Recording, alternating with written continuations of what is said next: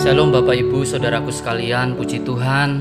Renungan pada pagi hari ini saya beri tema hidup dalam pertolongan Tuhan, yang terambil di dalam kitab Mazmur pasal 121 ayat 1 dan 2. Aku melayangkan mataku ke gunung-gunung, dari manakah akan datang pertolonganku?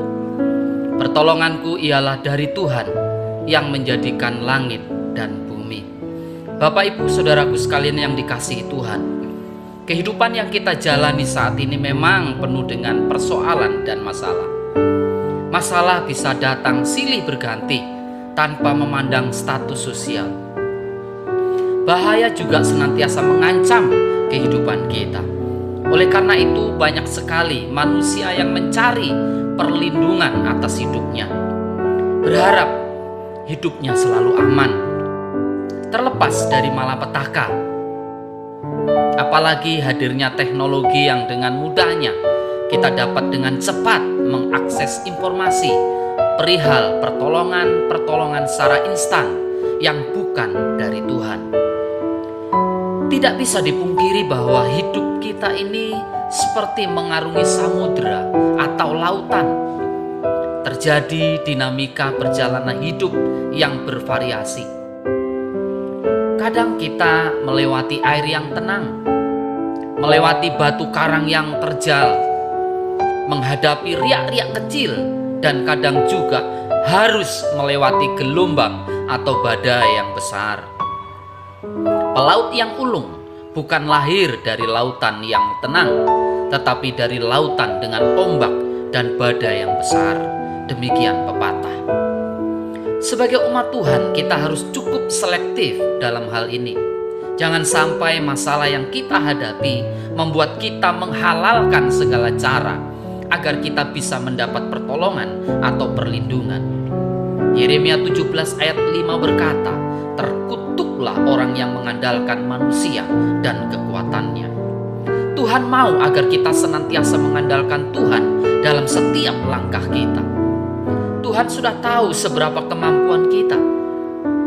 Kita diajak untuk percaya dan mengandalkan pertolongannya.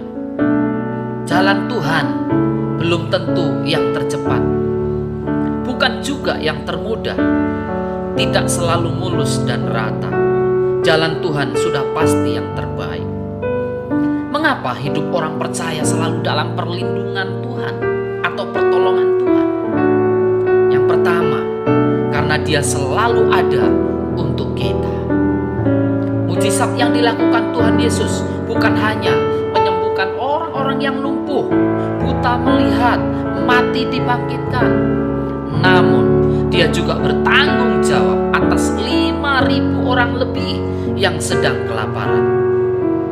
Tuhan tidak terbatas untuk menjangkau kita yang sedang menghadapi kesulitan hidup.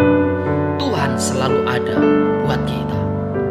Yang kedua, karena tidak mau kita binasa.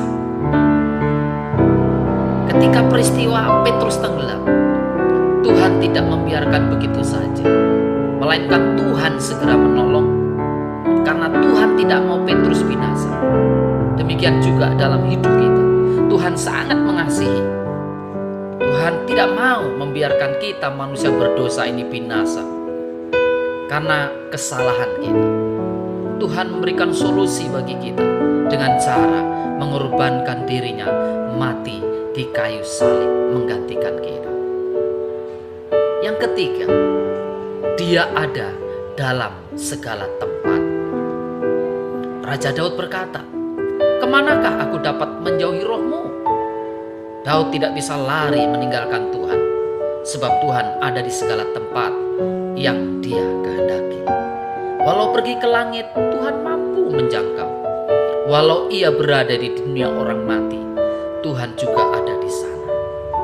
Bapak Ibu Saudara kasih Tuhan, mungkin pada hari ini kita belum mengalami pertolongan Tuhan.